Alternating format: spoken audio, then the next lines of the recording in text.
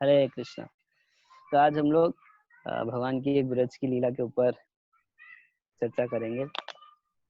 भगवान जो कालिया का दमन किया भगवान ने, तो भगवान ब्रज में बहुत सारी लीलाएं की हैं और इसमें से एक बहुत ही महत्वपूर्ण लीला है कालिया दमन की लीला। श्रील रूप गोस्वामी कहते हैं कि ता नाम रूप चरितादि सुख संकीर्तनानो। सुकीर्तन का मतलब है कि सुंदर रूप से उसका कीर्तन करना चाहिए। स्मृत्यो क्रमेण रसना मनासी नियोज्य। तो अपनी जीभा को और अपनी इंद्रियों को इसमें हमें नियोजित करना है। तिष्ठन व्रजे तद अनुरागी जन अनुगामी। तो रूप गोस्वामी कह रहे हैं कि इति उपदेश सारम कालम नए दखिलम इति उपदेश सारम। यही सारे उपदेशों का सार है। जितना भी हम फिलोसफी सुनते हैं, जितना भी हम उपदेश प्राप्त करते हैं, वास्तव में उसका सार है कि हम अपने को 2400 घंटे भगवान के नाम रूप, उनके गुण और उनकी लीलाओं में अपने को नियोजित करें, उसमें लगाएं। और रूप गोस्वामी कह रहे हैं तिष्ठन व्रज, ब्रज में रहना चाहिए। और तद अनुरागी जन अनुगामी। तद अनुरागी जन यानी कि जो भगवान के अनुरागी जन है, जो भगवान के प्रेमी भक्त हैं, जिनका भगवान के नाम में, उनकी कथाओं में प्रगाढ़ प्रेम है, ऐसे भक्तों के अनुगामी, उनके अंडर में, उनकी गाइडेंस में रह के ब्रज में रहना चाहिए। तो हमारे आचार्य लोग इस ब्रजवास को 2 रूप में किए हैं। स्पेशली तो ब्रज के बाहर वास कर रहे हैं। हाँ प्रभु जी, थोड़ा कैमरा ऑन कर लेंगे।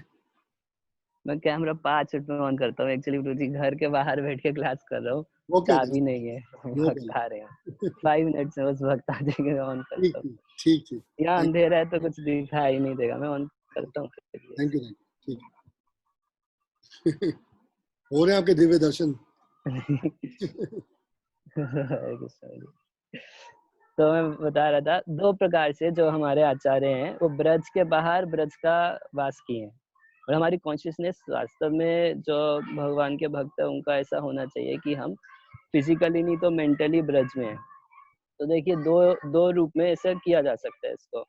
एक ये है कि तिष्ठन ब्रजे, ब्रज में वास किया जाए, तिष्ठन ब्रजे। और तद अनुरागी जैसे प्रभुपाद जी हो गए और उनके अनुगामी यानी उनके पीछे जैसे प्रभुपाद जी ब्रज से बाहर गए टीचिंग पर्पज से। तो एक कॉन्शियसनेस है कि Vrindavan is my home and Mumbai is my office, है ना। तो हम लोगों के लिए मान लीजिए Delhi is my office, Vrindavan is my home. तो ये इंटरनल कल्टीवेशन का, हालांकि ज्यादा समय हम लोग ऑफिस में बिताएंगे, होम में कम समय बिता रहे हैं, मगर उससे आप ब्रज की लीलाओं को ज्यादा आस्वादन कर पाएंगे। और आपकी जो कॉन्शियसनेस है, जैसा हम लोग बोलते हैं कि अगर हम शरीर से ब्रज में वासना करें तो मन से करना चाहिए। तो एक ये कॉन्शियस है। दूसरा ये है कि जो महाप्रभु अपने पार्षदों को महाप्रभु जब दक्षिण भारत यात्रा में भक्तों को उपदेश देते थे, तो वो लोग भी ब्रज से बाहर रह के कृष्ण भक्ति करते थे। 2 प्रकार के भक्त हम देख रहे हैं। एक जो ब्रज से बाहर रह रहे हैं, मतलब वो इंटरनली ब्रजवासी हैं मगर होम मानते हैं वृंदावन को, और ब्रज से बाहर रह के ऑफिस की तरह काम कर रहे हैं जैसे प्रभुपाद। तो तिष्ठन ब्रजे तद अनुगामी जन अनुरागी। तद अनुरागी जन अनुगामी, भगवान के अनुरागी भक्त जो है उनके अनुगामी ओके, हम भी वृंदावन से बाहर रह के प्रभुपाद जी का या भगवान के प्रचार की सेवाओं को कर रहे हैं। दूसरा है जो महाप्रभु दक्षिण भारत की यात्रा में भक्तों को आदेश दिया करते थे। वो क्या आदेश दिया करते थे? हमारा आज्ञा गुरु है या तारे देश। आप मेरे पीछे पीछे वृंदावन या जगन्नाथपुरी या जहाँ कहीं भी मेरे पीछे मत आओ, जिस भी जगह पर आप रह रहे हो वहीं पर रहो और वहीं पर रह के आप क्या करो? प्रीचिंग करो। तो इन 2 रूपों में महाप्रभु मतलब महाप्रभु के जो भक्त हैं वो ब्रज से बाहर वास करते हैं। या तो महाप्रभु की इस इंस्ट्रक्शन के अनुसार कर सकते हैं, हमारा आज्ञा गुरु है या तारे देश, और या फिर रूप गोस्वामी की इस इंस्ट्रक्शन के अनुसार कर सकते हैं कि व्रज तिष्ठ, मन जो है उसको ब्रज में रख के ना, अपने निवास स्थान को हमसे मानसिक रूप से ब्रज में मान के, तो उनके जो भगवान के जो अनुरागी भक्त हैं उनके पीछे पीछे ब्रज से बाहर जाके ब्रज मंडल से बाहर ब्रज की महिमा को फैलाना। तो सारे उपदेशों का सार यह है कि ऐसी कॉन्शियस में रह के हम भगवान की जो लीलाएं हैं, उनका नाम है, रूप है, गुण है, उनका श्रवण करें या अपनी जीवा से उनका कीर्तन करें और 24 घंटे उसी में अपना समय बिताएं, ज्यादा से ज्यादा जितना हो सके, एज मच एज पॉसिबल, जितना ज्यादा से ज्यादा हम इसको कर सकते हैं तो उतना।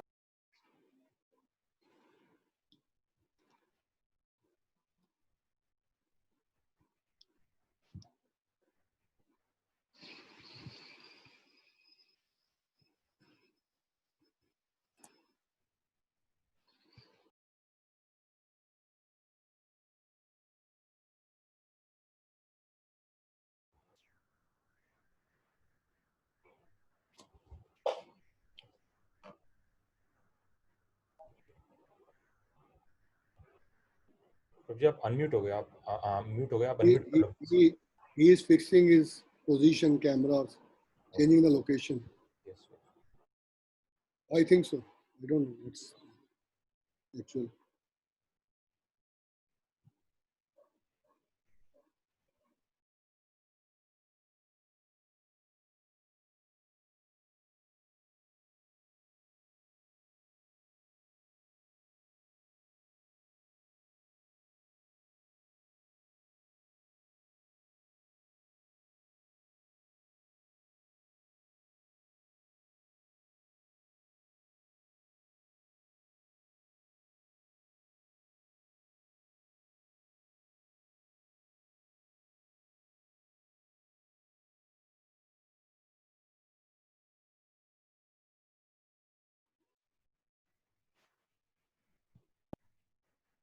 हरे कृष्णा। अब क्लियर है। ओके, सॉरी मैं टाइम का डिस्टर्बेंस हुआ। तो यहाँ पर सुखदेव गोस्वामी इस कथा को प्रारंभ कर रहे हैं। सुखदेव गोस्वामी एक श्लोक में इस कथा को बोले हैं। कई बार सुखदेव गोस्वामी क्या किए भागवत में कि किसी भगवान की लीला को एक श्लोक में बोलते हैं, और इसके कई कारण हो सकते हैं। कई जगह कारण होता है कि वो चाहते हैं कि परीक्षित महाराज डिटेल में पूछ लें, और कई जगह जैसे यहाँ पर कालिया में, जैसे जब समुद्र मंथन की लीला थी तो वो एक श्लोक में समुद्र मंथन की पूरी लीला बोल दी 8वें स्कंद में। क्यों? परीक्षित सुखदेव गोस्वामी चाह रहे थे कि परीक्षित महाराज पूछ दें, थोड़ा डिटेल में बताओ, तो मैं बताऊंगा। मगर एक्चुअल में यहाँ पर जीव गोस्वामी कह रहे हैं कि सुखदेव गोस्वामी एक श्लोक में इसलिए वर्णन कर रहे हैं कि सुखदेव गोस्वामी भी ये कालिया दमन का जो लीला है इससे दुखित थे। उनको मतलब इसमें बहुत सफरिंग है, ब्रजवासियों को बहुत सफर करना पड़ा इस कालिया दमन लीला में। वो हम लोग सुनेंगे कैसे कैसे सफर करना पड़ा। जैसे जैसे सुखदेव गोस्वामी वास्तव में इसको एक ही श्लोक में बोल के पार करना चाहते थे, बट हुआ क्या, परीक्षित महाराज उसको डिटेल में पूछे। तो सुखदेव गोस्वामी कह रहे हैं विलोक्य दूषिताम कृष्णाम।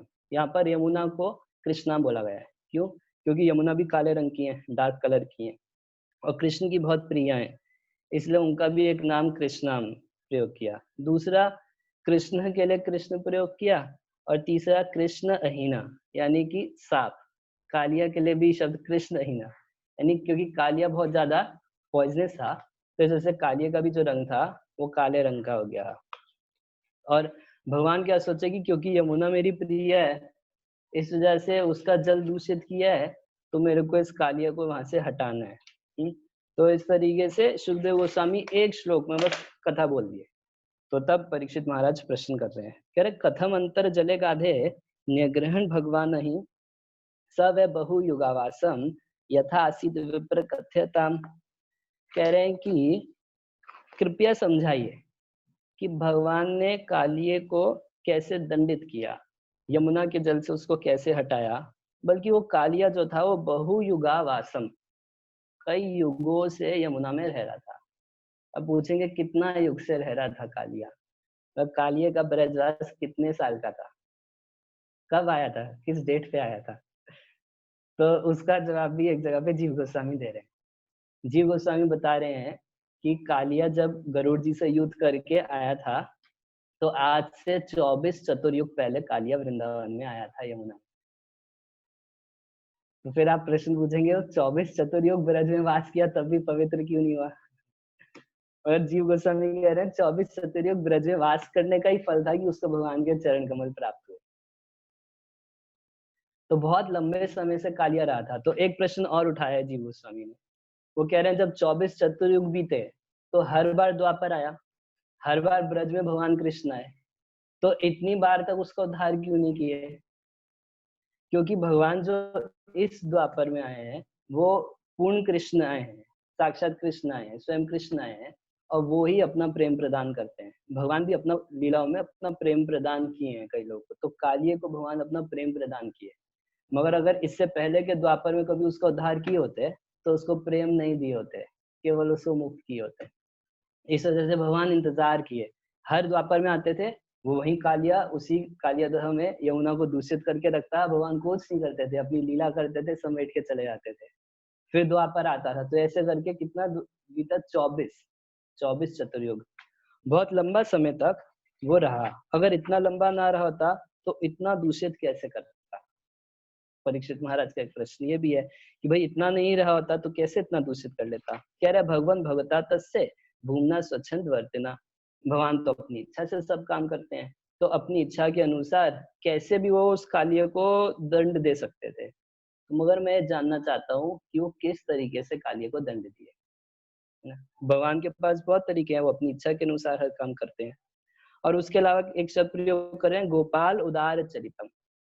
भगवान क्योंकि गोपाल हैं, गो का एक अर्थ होता है इंद्रियां भी, तो क्योंकि वो भक्तों की इंद्रियों को सुख देते हैं, उसको आनंद देते हैं, इस वजह से भी उनका एक नाम गोपाल है। तो ऐसे उनके चरित्र हैं।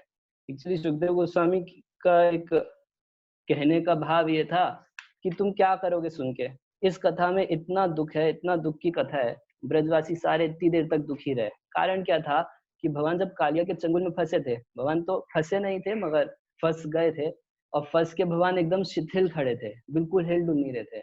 और कितनी देर तक खड़े थे, तो एक मुहूर्त तक, यानी एक मुहूर्त कितनी देर का होता है, 1 घंटा 36 मिनट का, 2 घड़ी 48 मिनट, जैसे हम ब्रह्म मुहूर्त है तो 1 घंटा 36 मिनट का होता है। तो एक मुहूर्त यानी 1.5 घंटे से 1.5 से 2 घंटे के बीच में तकरीबन इतनी देर भगवान एकदम उसमें ऐसे खड़े रहे, और ब्रजवासी बस रो रहे थे, देख रहे थे भगवान को, और भगवान कुछ भी नहीं कर रहे थे। तो इस लीला में एक दृष्टि से, भारी दृष्टि से बहुत सफरिंग है। तो सुखदेव गोस्वामी कह रहे हैं कि परीक्षित तुम बहुत डिस्टर्ब फील करोगे। अरे मैं देखा हूँ कि मैं तुम्हें बता रहा था कि पूतना आ रही है ब्रज में, तो तुम कितना डिस्टर्ब फील कर गए। जब मैं तृणाव्रत के बारे में बता रहा तो तुम कितना डिस्टर्ब फील कर रहे थे। और ये बताऊंगा कालिया है तो सबसे ज्यादा भयानक है इन सब में से, ये बताऊंगा तो तुम बहुत ज्यादा डिस्टर्ब फील करोगे, तो मुझसे मत पूछो। तुम क्यों पूछ रहे हो। तो कह रहे हैं कि गोपाल उदार चरितम, मैं जानता हूँ ब्रह्मन भगवत सस्य भूमना स्वच्छंद वर्तना, ये तो भगवान है, मैं जानता हूँ कि उनको कभी कोई कष्ट नहीं होता। ऐसा परीक्षित महाराज भाव प्रस्तुत कर रहे हैं, तो भगवान है। और स्वच्छंद वर्तना, अपनी इच्छा के अनुसार सारी लीलाएं प्रस्तुत करते हैं। तो आप मेरे को कथा सुनाएंगे, मैं नहीं डरने वाला, कोई डर नहीं होगा मुझको, आप कथा सुनाइए। और कह रहे हैं कस तृप्त अमृतम जुशन, कौन तृप्त हो सकता है भगवान की अमृतमय कथाओं को सुन सुन के, कौन बोल सकता है अलम अब बहुत हुआ जी बंद करो। बोल रहे हैं कि कोई भी व्यक्ति ऐसा नहीं बोल सकता। चैतन्य चरितमृत में एक प्यार आता है, कृष्णदास कविराज गोस्वामी वर्णन कर रहे हैं, कह रहे हैं जे लीला अमृत विने खाए यदि अन्न पाने, तबे भक्तेर दुर्बल जीवन।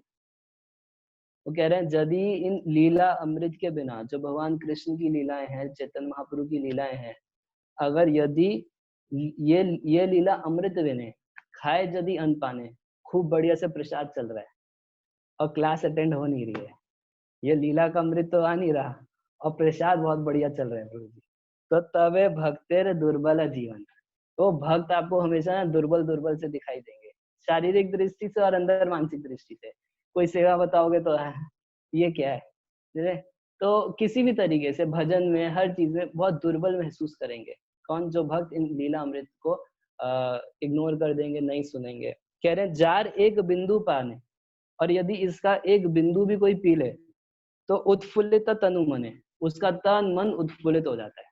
और क्या करता है, हास्य गाय करे नर्तन, हंसेगा, गाएगा और नाचेगा, ये उसका स्वाभाविक होगा। तो लीला ऐसी अमृत है कि सबका दुख दूर करती है।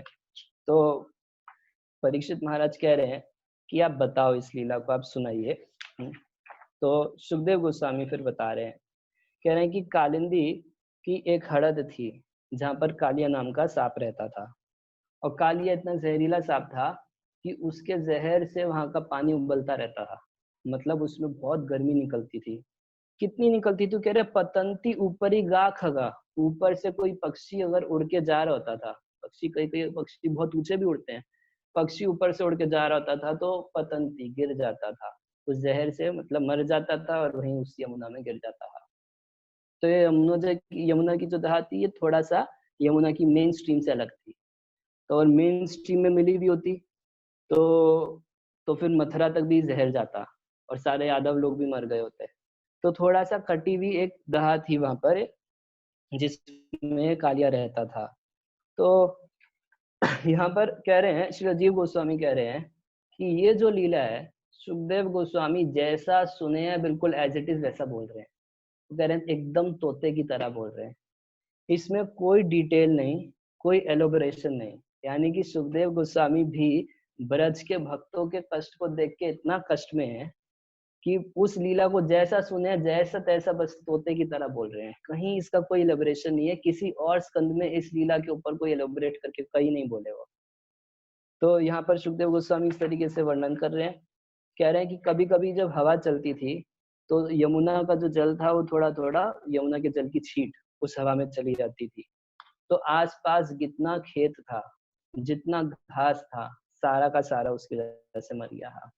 वर्णन किया गया है या हरिवंश में बता रहे हैं कि 8 मील चौड़ी ये हड़द थी। 8 मील कितना हुआ? 8 मील 12 किलोमीटर के आसपास। 12 किलोमीटर वही मतलब आपके सेंटर से दिल्ली मंदिर। तो इतना चौड़ा हड़द था और देवी देवताओं की भी मजाल नहीं पड़ती थी उस हड़द के ऊपर से जाने की। इतना जहरीला था कि हवा में भी उसका जहर पहुंच जाता था, तो देवताओं को डर लगता था कि हालांकि अमृत पिए मर जाएंगे, इसलिए उनकी भी हिम्मत नहीं पड़ती थी। और कितना गहरा था, तो बता रहे हैं कि भारी से भारी पत्थर भी उसमें डाला जाता था, तो जैसे समुद्र में कोई एजिटेशन नहीं होती वैसे उस हड़द में कोई एजिटेशन नहीं होती थी। और उसके अलावा कालिया कितना बड़ा इंजीनियर था, आपको हैरानी होगी जान के, वो भी पीएचडी किया था आर्किटेक्ट में। कालिया को एक साइंस पता थी, जिसको बोलते हैं जल स्तंभ। जो उसकी हड़द थी उसमें कुछ द्वीप भी थे, कुछ आइलैंड थे, और उसी के बीच में उस हड़द के बीच में कहीं पर एक तो उसके कितना आसपास की जगह थी, सब में गड्ढे थे, जिन गड्ढों के बीच में सांप रहते थे, अंदर होल में सांप अपना घर बनाए थे, बहुत सारे सांप रहते थे। और दूसरा ये था कि जो कालिया था वो अपने लिए गुफा बनाया था, और उस गुफा में ऐसा उसके पास साइंस थी ऐसी कि उस गुफा में पानी नहीं घुस सकता।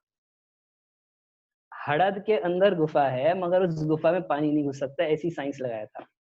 और उसके अंदर जल स्तंभ से अपने लिए महल बनाया था। जल स्तंभ आप समझ सकते हैं, बर्फ का घर। पानी को बर्फ बना के, तो आप लोग बोलेंगे तब तो रेफ्रिजरेटर नहीं होता है। और वर्णन कर रहे हैं श्रीपाद सनातन गोस्वामी, तो सनातन गोस्वामी के समय भी रेफ्रिजरेटर नहीं होता था, फ्रिज नहीं होता था, फिर कैसे बर्फ बनाते थे? तो ये पहले से साइंस थी बर्फ बनाने की। और बर्फ बनाने की कितनी बढ़िया साइंस थी कालिया के पास। सारे पानी को इतना गर्म करके रखा था कि पानी में उबाल आता था। पानी में आग हो सकती है, मगर पानी में उबाल आता था। और पानी के अंदर गुफा ऐसी बना के रखा था जिसमें बर्फ से अपना महल बना के रखा था। तो था ना पीएचडी, तो डॉक्टर कालिया इसको बोलेंगे, doctor Kalia PhD in architecture है, आर्किटेक्ट था बहुत बड़ा। इस तरीके से अपनी शक्ति से बना के रखा था।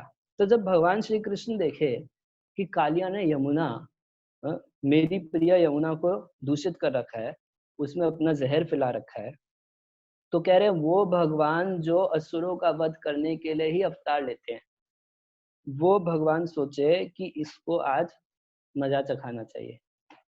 तब भगवान क्या किए देखिए, भगवान तैयारी किए कि आज इसके साथ कुछ युद्ध करेंगे। तो सबसे पहले अपनी कमर में फेंटा कसते। कोई लड़ने के लिए जाता है तो क्या करता है, वो सारा काम भगवान कर रहे हैं। सबसे पहले बाल बांधे, क्योंकि भगवान के जो केश हैं लंबे लंबे घुंघराले केश हैं, खींचेंगे आप एकदम कमर से नीचे तक आएंगे। केश भगवान के बहुत सुंदर है, तो भगवान सबसे पहले अपने केश बांधे। केश बांधने के बाद अपना फेंटा, उसको कमर कमर पे कपड़ा बांधे, कमर उसको कस दिए एकदम। और उसके बाद यहाँ पर लिख रहे हैं कि आस्फोट्य, ऐसे ऐसे बगल बजाए। दोनों, एक नहीं दोनों बगल बजाए भगवान अपना, और उसके बाद कदम के वृक्ष के ऊपर जाके चढ़ गए। तो यहाँ पर कह रहे हैं विश्वनाथ चक्रपात कह रहे हैं, क्योंकि भगवान अपने सारे अवतारों के साथ आए, तो मत्स्य आदि अवतार भी आए थे, तो भगवान को स्विमिंग अच्छे से आती थी, मत्स्य अवतार भी उन्हीं में था, तो आराम से पानी में बहुत देर तक रह सकते थे। तब एक प्रश्न और उठाया, क्या प्रश्न उठाया कि अगर वहां के सारे वृक्ष मर गए थे, अगर वहां की सारी घास सूख गई थी जहर की वजह से, ये कदम का वृक्ष कैसे बचा रहा जिसके ऊपर कृष्ण चढ़े? तो इसका कई प्रकार से उत्तर दिया गया है। तो सनातन गोस्वामी इसका उत्तर दे रहे हैं। वो कह रहे हैं एक कारण ये था कि जब गरुड़ जी अमृत का कलश लेके जा रहे थे, तो एक बूंद अमृत गरुड़ जी उस पर रुके थे और कुछ बूंद अमृत का उस कदम्ब के वृक्ष के ऊपर गिर गया था। इस वजह से वो कदम का वृक्ष तो नहीं मरा और बाकी सब जो थे वो जहर की वजह से मर गए। तो एक दूसरा प्रश्न उठेगा, अभी गरुड़ जी को पूरा ब्रजमंडल में या पूरे विश्व में वो कदम का ही वृक्ष मिला था जिसके ऊपर अमृत छिड़कते हुए जाने, और भी कहीं बैठ जाते, कहीं छिड़क देते, एक ही जगह पर ऐसा क्यों किए? तो उसका कारण ये था कि गरुड़ जी जानते थे कि बाद में कृष्ण आके इस कदम के वृक्ष पे चढ़ के कालिया का दमन करेंगे। तो गरुड़ जी इस वजह से उस कदम के वृक्ष को अमृत दे गए कि तुम भगवान के सेवक हो, तुमको तो अमृत मिलना ही चाहिए। अब दूसरा एक कारण बता रहे हैं, श्रीपद सनातन गोस्वामी बोल रहे हैं दूसरा कारण ये है कि वो जो कदम का वृक्ष था, वो भी जानता था कि कल कृष्ण कल को मतलब पता नहीं कितने युग बाद, मगर भगवान मेरे ऊपर चढ़ के इस दहा में कूदेंगे।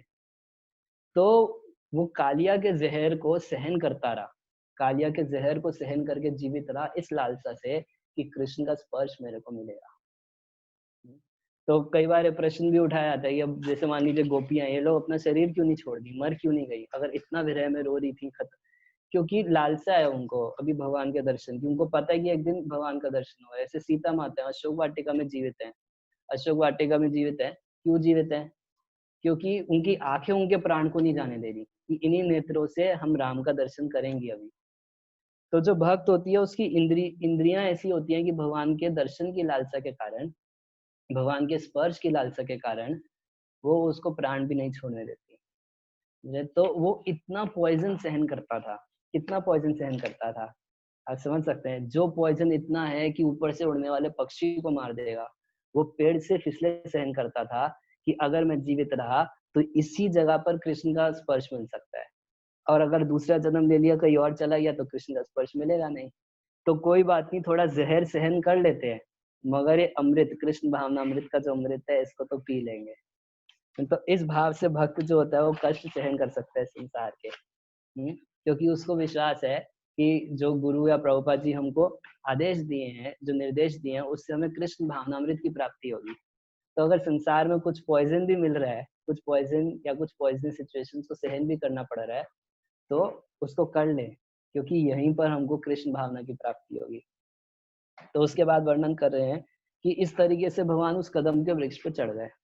अब एक दूसरी भी कथा आती है, दूसरी कथा ये आती है कि एक बार भगवान अपने सखाओं के साथ खेल रहे थे, तो सुबल का बॉल भगवान लिए, तो अब वो खेल रहे थे तो किसी को पास करना था, उसको फेंक के देना था, मगर भगवान क्या किया, जान पूछ के उस बॉल को उठा के यमुना की हड़द में फेंक दिए। तब सुबल बोला, दो मेरा बॉल दो वापस। तो भगवान बोले, वो तो मैं फेंक रहा था, वहां चली गई, यमुना में चली गई। बोले, कृष्ण देखो झूठ मत बोलो, तुम्हारे हाथ में थी, तुमको मेरे को देना पड़ेगा, अब मुझे नहीं पता तुम कहाँ से लाओ, लेके आओ और दे। भगवान बोले, ठीक है, कदम का वृक्ष देख रहे हो ना, मैं इस पर चढ़ जाता हूँ और यमुना में कूद के ले आऊंगा।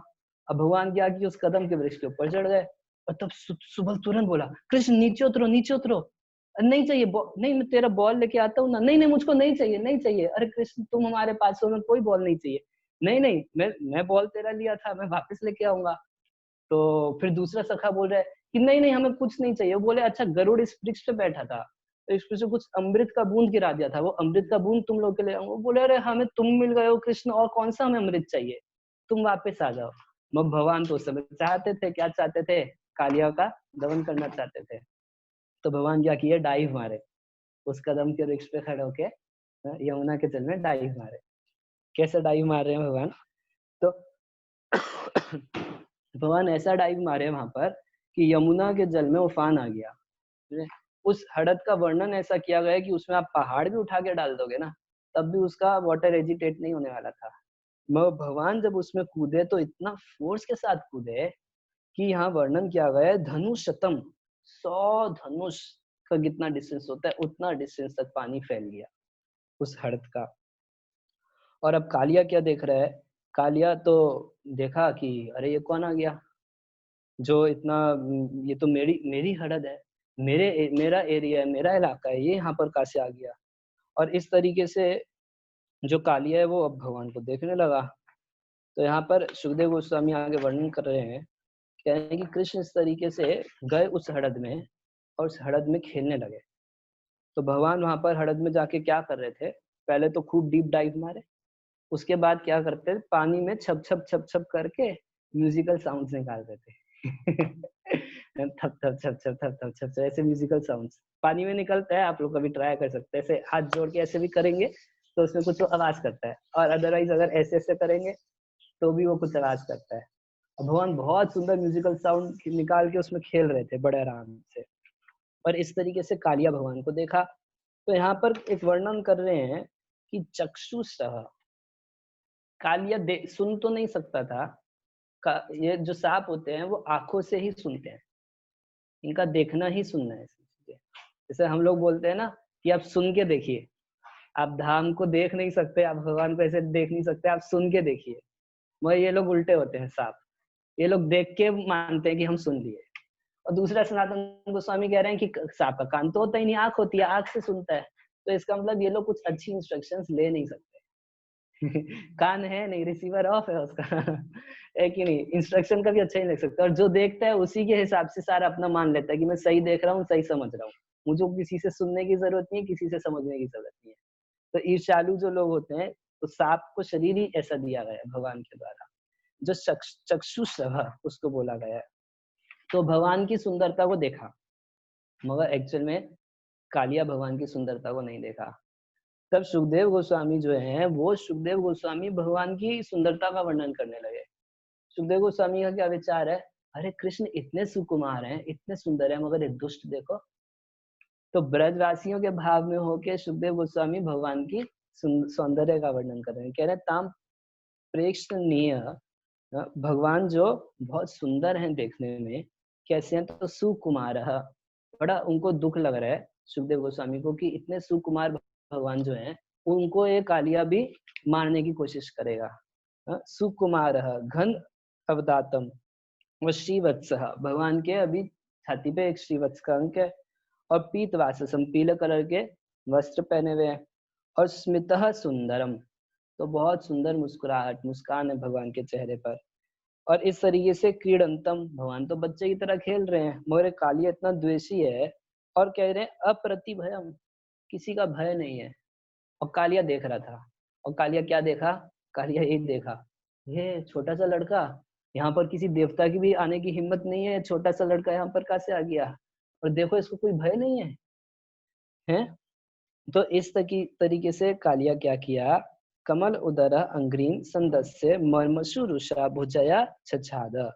तो कालिया जो था वो भगवान के मर्म हिस्सों पर, उनकी छाती पर डसने लगा।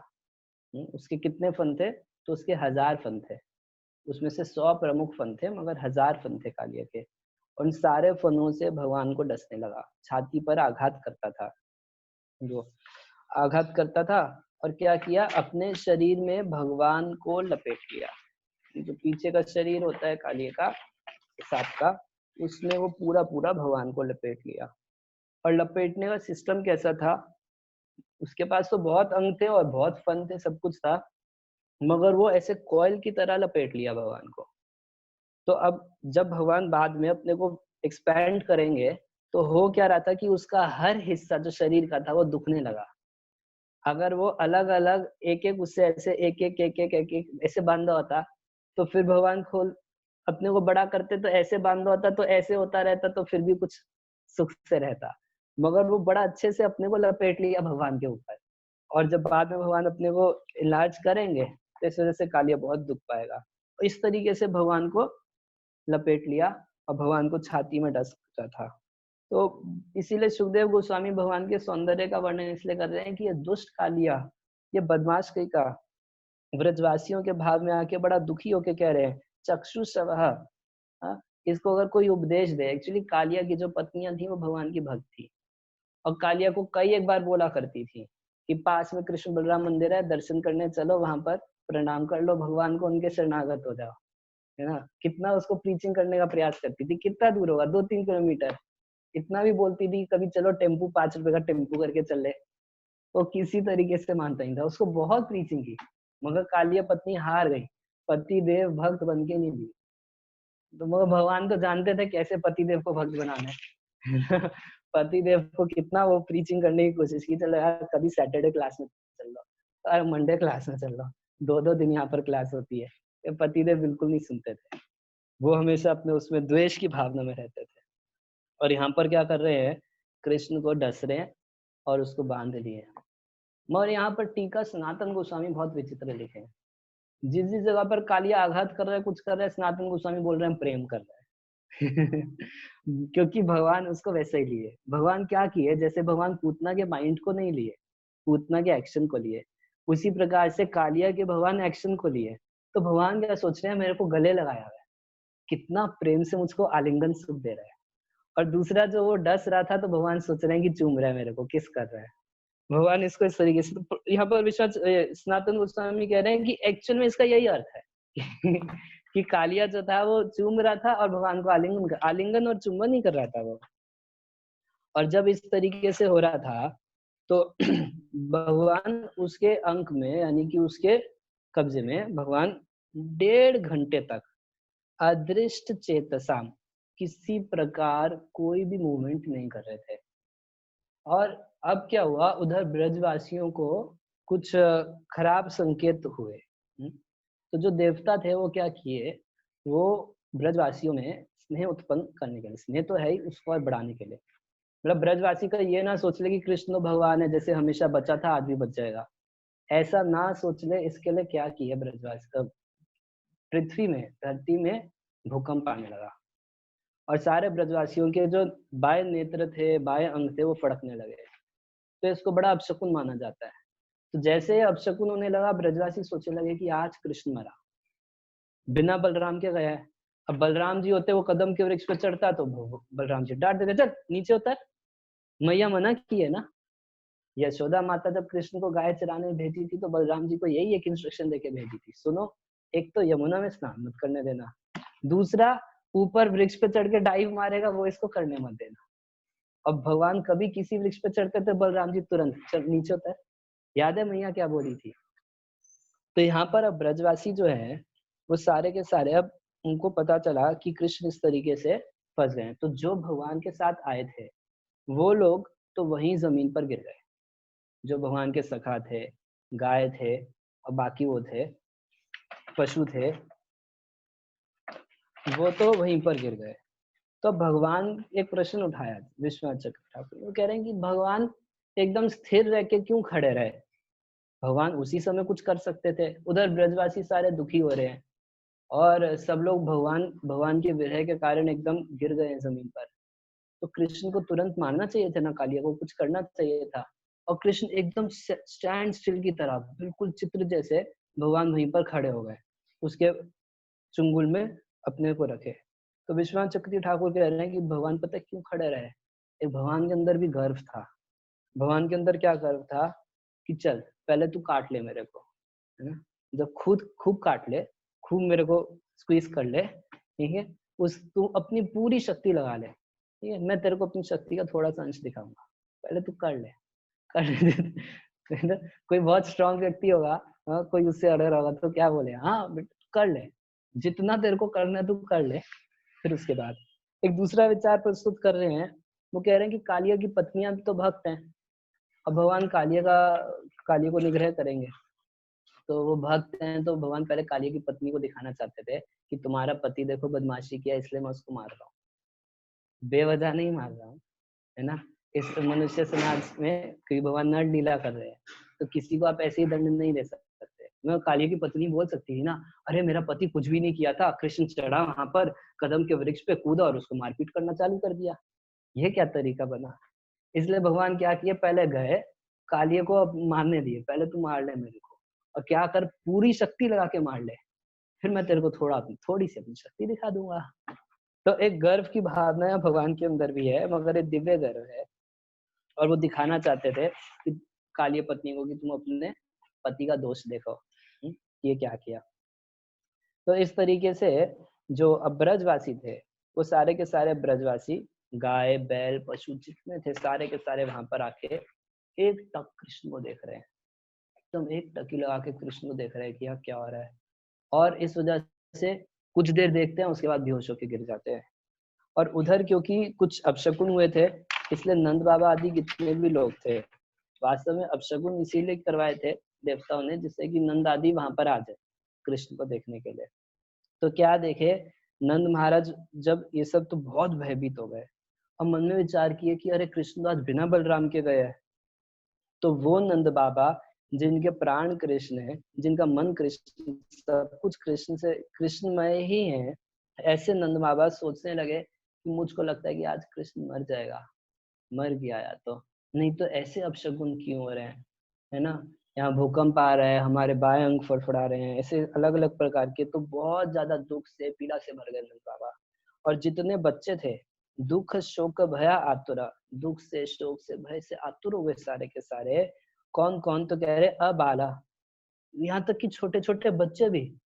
और उस सब जगह अवृद्ध, कितने वृद्ध थे सारे के सारे, आबाला आवृद्ध, कितने वृद्ध थे सारे के सारे, और वनिता यानी कि कितनी स्त्रियां थी, सर्वे, सारे के सारे बहुत दुखी हो गए, और सारे के सारे कृष्ण को ढूंढने के लिए भागे, अपने अपने घरों से भागे, कहा कि कृष्ण किधर है। तो क्या उनके मन में था कि निधनम, आज तो लगता है कि कृष्ण का निधनम, निधनम मतलब मर जाना, और निधनम का एक दूसरा अंतर होता है नितराम धनम, यानी कि कृष्ण बहुत धन प्राप्त करेंगे। जब कालिया का दमन कर लेंगे, तो कृष्ण को कालिया की पत्नियाँ बहुत धन देंगी, बहुत जेवर देंगी, बहुत ड्रेसेस भी देंगी, बहुत सारी चीज़ें देंगी। तो बहुत सारा धन प्राप्त करने लगा है। उन लोगों के मन में क्या भाव था? अरे कहाँ होगा वो? कैसा होगा वो? इस तरीके से कृष्ण को देखने की बहुत आतुरता थी। और दूसरी ओर क्या था? बलराम जी मुस्कुरा रहे। अब वो लोग क्या किए, वो लोग ढूँढते-ढूँढते आए। तो ढूँढते-ढूँढते भगवान के जो पदचिन्ह थे, उनके पीछे-पीछे करके वो लोग आ रहे थे। तो और उसके बाद वो पहुँचेंगे अभी यमुना पर। और इधर जो बलराम जी थे, तो भगवा बलराम मुस्कुरा रहे थे। सब लोग परेशान थे, रो रहे थे, दुखी थे और बलराम जी थोड़ा-थोड़ा मुस्कुरा रहे थे। सुखदेव गोस्वामी कह रहे हैं, "क्यों मुस्कुरा रहे थे?" तो कह रहे हैं, "प्रभावज्ञ अनुजस्य सः।" वो अपने अनुज के प्रभाव को जानते थे। वो भगवान बलराम तो स्वयं भगवान है और जानते कि कृष्ण भगवान है। उसके प्रभाव को जानते थे तो मुस्कुरा रहे थे। एक विचार ये भी रखा गया है विश्वनाथ चक्रवर्ती के द्वारा। वो कह रहे हैं कि बलराम जी इसलिए मुस्कुरा रहे थे कि भाई शेषनाग तो हम भी है, हमारे भी बड़े सारे फन हैं। हमारे साथ तो कभी ऐसे नहीं खेलते जैसे आज कालिया के साथ खेल रहे हो। ये एक मामूली सा भौतिक सांप, उसके साथ खेलने में बड़ा मजा आ रहा है। और हम शेषनाग हमारे साथ कभी ऐसे खेले नहीं। तो थोड़ा-थोड़ा मुस्कुरा रहे थे। और इस तरीके से भगवान बलराम जो है, तो वो और ब्रजवासियों को भी वो कुछ सांत्वना देना चाहते थे अपनी मुस्कुराहट से। अरे कुछ नहीं होगा कृष्ण को, आप लोग कृष्ण के प्रभाव को तो जानते हैं ना, कृष्ण को कभी कुछ हुआ है? वो पूतना का वध किया, इतनी बड़ी तो ऐसे-ऐसे कर के बहुत तरीके से बलराम जी केवल बोल कुछ नहीं रहे, अपनी मुस्कुराहट से समझाना चाहते हैं। अब उसके बाद सारे ब्रजवासी यमुना की तरफ दौड़ रहे हैं, कि कहाँ गए कृष्ण, तो यमुना की तरफ गए हैं। तो अब रास्ता तो मगर पता नहीं, यमुना तो भाई बहुत लंबी चौड़ी है। यमुना में कहाँ पर कृष्ण गए आज, गाय चराते-चराते। तो अब उनके पास क्या तरीका था पता करने का, तो कृष्ण के चरण चिन्ह। तो कृष्ण के जो चरण चिन्ह हैं, तो उसको फ़ॉलो करते-करते वो लोग वहाँ पर पहुँचेंगे। तो अब उसका भी बड़ा बृहद वर्णन आचार्य लोग कर रहे हैं। कह रहे हैं भगवान के चरणों में सुंदर-सुंदर चिन्ह हैं। उनके चरण में कमल का चिन्ह है और ध्वजा का चिन्ह है, अंकुश का चिन्ह है, कई एक चिन्ह है जिससे ब्रजवासियों को पता रहता था कि भगवान के चरण चिन्ह है। अब भगवान तो उस रास्ते से कई बार आए गए थे। तो एक प्रश्न उठाया कि भाई भगवान अगर इतनी बार आए गए थे, या फिर अब भगवान जब निकले थे तो हम लोग जानते हैं कि भगवान के पास हज़ारों लाखों गाय थी, हज़ारों लाखों बछड़े थे, उनके इतने हज़ारों सखा थे, है ना? वो सारे के सारे जा रहे हैं तो क्या भगवान के चरण चिन्ह मिटे नहीं? तो वहाँ पर सनातन गोस्वामी अपने टीके में बता रहे हैं। सनातन गोस्वामी कह रहे हैं कि भगवान के चरण चिन्ह क्यों नहीं मिटे? क्योंकि जितने भी पशु थे और जितने भगवान के सखा थे, कोई कभी भी भगवान के चरण चिन्ह के ऊपर अपना पैर नहीं रखता था। वो इतना भगवान के चरण चिन्हों को इतना आदर करते थे, इतना अपना प्राणधन मानते थे, हैं? जब कृष्ण का स्मरण होता है, वो चरण को देख के अपने को संतुष्ट कर लेते थे। जब भगवान थे, लीला कर रहे थे उस समय भी, तो उन चरण चिन्हों को कभी खराब नहीं होने दिए। तो बोले तो आँधी चलती तो ब्रज में धूल ही धूल ही है। तो बता रहे हैं कि हवा जो थी, आँधी थी, वो भी कभी कृष्ण के चरण चिन्हों को डिस्टर्ब नहीं करती थी। तब ब्रजवासियों को एक दूसरी समस्या सामने आई। क्या समस्या सामने आई? कि भगवान उस रास्ते से कई बार आए थे, कई बार गए थे। तो चरण चिन्हों को देख के पता नहीं चल रहा था कि कौन से नए हैं, कौन से पुराने हैं। क्योंकि पृथ्वी भी भगवान के चरण चिन्ह को 3 रीज़न बता रहे हैं। एक तो कभी भगवान के चरणों पे कोई दूसरा व्यक्ति पैर नहीं रखता था चरण चिन्हों के ऊपर। दूसरा, पृथ्वी उसको अपना आभूषण स्वरूप मानती थी, तो पृथ्वी उसको कभी मिटने नहीं देती थी। और तीसरा कारण कि उसको प्रेम प्रेम का धाम मान के जो हवा थी, आंधी आती थी या कुछ होती थी, वो भी चरण चिन्ह को डिस्टर्ब नहीं करती थी। तो इस तरीके से अब मगर कंफ्यूजन हो रही थी, कौन से आने के चरण चिन्ह हैं, कौन से जाने के हैं, इस दिशा में भी दिख रहे हैं, उस दिशा में दिख रहे हैं। क्योंकि इस पूरे ब्रजमंडल में वास्तव में सब जगह भगवान के चरण पड़े हैं। हरेश चरण चर्चितः, नारद जी बोल रहे हैं चौथे स्कंद में, हरेश चरण चर्चितः। ये ऐसा ब्रजमंडल है जिसके हर छोटे से छोटे कोने में भगवान हरि के चरण पड़े हुए हैं। ऐसा कोई स्थान नहीं है जहाँ भगवान ने अपने चरण ना डाले। तो ब्रजवासी जब कंफ्यूज हो रहे थे तो क्या किए, जो गाय घास चरते हुए गई थी तो उनके घास, कटी हुई घास को देख देख के उसको फॉलो करते करते कालिया हड़प तक पहुंच गए। तो जब कालिया हड़प तक पहुंचे और वहां पर क्या देखे कि कृष्ण बिल्कुल बंधे हुए हैं उसके अंदर। तो तुरंत अब इंक्वायरी करना शुरू किए। सारे इतना दुखी थे, तो जो आसपास लड़के लोग थे, कुछ लड़के तो एकदम अचंभित हो गए थे, कृष्ण को देख के ऐसे हो गए और ऐसे ही रह गए। कुछ लोग ऐसे देख रहे थे कृष्ण को और देखते देखते गिर गए। अब तो नंद बाबा, यशोदा आदि जब सारे के सारे पहुंचे ऐसे, अरे ये कृष्ण वहां कैसे पहुंचा?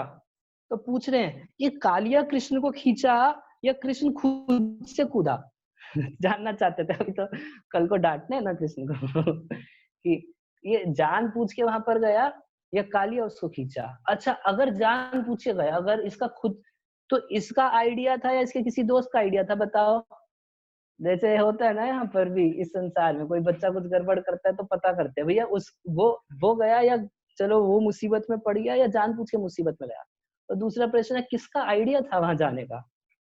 तो यशोदा माता, नंद बाबा से पूछ रहे हैं मगर कोई जवाब नहीं दे रहा। सारे मृतप्राय थे, सारे के सारे मरे जैसे थे वहां पर। और अब वर्णन, अभी तक वर्णन किए सखाओं का, गायों का, माता पिता का, अब वर्णन कर रहे हैं गोपियों का जो भगवान से प्रेम करती थी। तो जब गोपियां देखी भगवान को कालिए की के उसमें पकड़े हुए जकड़ में देखी, तो वो याद करने लगी। इतना ज्यादा विरह में हो गई गोपियां कि सौहृदः स्मिता विलोक गिरहा। भगवान के सौहृद, सौहृद हृदय का मतलब हृदय, सौ मतलब सुंदर। किसी व्यक्ति का अगर आपके प्रति अच्छा दिल है, अच्छा मन है, तो उसको सुहृद बोला जाता है, सौहृद बोलते हैं। वहाँ गीता में बोल रहे हैं सुहृदम सर्वदेही नाम, मैं तो सभी का सुहृद हूँ, है ना, क्योंकि मेरे मेरे मन में सबके प्रति अच्छा है, सबका हित करना चाहता हूँ। तो सौहृद स्मिता, क्या देखी कि क्या याद कर रही है कि किस प्रकार भगवान एकदम सुहृद की तरह मुस्कुराते हैं। विलोकया, कैसे हमें प्रेम से देखा करते थे भगवान, उसको याद करने लगी। और गिरहा, किस प्रकार से प्रेम से हमसे बातें किया करते थे, उसको याद करने लगी। और इस तरीके से कह रहे हैं शून्यम प्रिय विहरतम दशुस्त्रिलोक्यम, तीनों लोग, पूरा का पूरा जगत उनको शून्य, शून्य यानी एकदम खाली सूना, किसी काम का नहीं, एकदम बेकार दिखाई दे रहा था। शून्याय तम जगत सर्वम गोविंद विरह में। तो यहाँ पर बता रहे हैं आचार्य लोग कि जो विरह की अग्नि थी, गोपियों के लिए विरह की अग्नि में पूरा का पूरा संसार जल के राख हो गया। यानी कि देखिए, जो विरह है भगवान का वास्तव में, वो ही असली वैराग्य उत्पन्न करता है। जो व्यक्ति जब तक भगवान के सेपरेशन को फील नहीं करेगा, उसमें जेन्युइन वैराग्य नहीं होता। उसका वैराग्य और भगवान का विरह जिसको अनुभव होता है, उसी को इस संसार में कोई रस महसूस नहीं होगा। जब तक भगवान के विरह की स्थिति में नहीं होता भक्त, तब तक उसको इस संसार में कुछ ना कुछ, कहीं ना कहीं रस तो मिलता रहता है। रस है ना, कुछ गुलाब जामुन का रस है, कुछ रसगुल्ले का रस है, कुछ घर परिवार पत्नी बच्चों का रस है, कुछ पोस्ट पोजीशन का रस है, कई रस है संसार। ये रस कब निरस होते हैं? जब किसी को बहुत वेदना होती है भगवान के विरह की, तो उसको तब ये चीजें निरस लगने लगती है। तो यहाँ गोपियों के मनोस्थिति बता रहे, अनुरक्त मानसः, जिनका मन पूर्ण रूप से अनुरक्त है। अब उन गोपियों का वर्णन कर रहे हैं जो यशोदा की उम्र की थी, मतलब जिनके बच्चे तो भगवान के सखा थे। तो इन लोगों का भी बहुत मातृ, मतलब वात्सल्य भाव की जो गोपियां हैं, तो वात्सल्य भाव की गोपियों का वर्णन कर रहे हैं। कह रहे तहा कृष्ण मात्रम अपत्यम, अनुप्रविष्टम।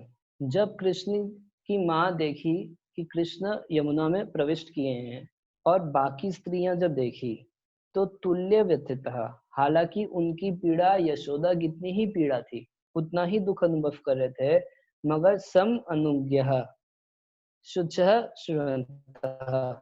और वो क्या रही थी, यशोदा बार बार बोल रही थी कि मैं भी जाऊंगी, मैं भी यमुना में चली जाऊंगी, मैं बचा के लाऊंगी कृष्ण को। अरे कृष्ण देखो फंसा हुआ है वहां पर, ऐसे यशोदा बिल्कुल जाना चाहती थी।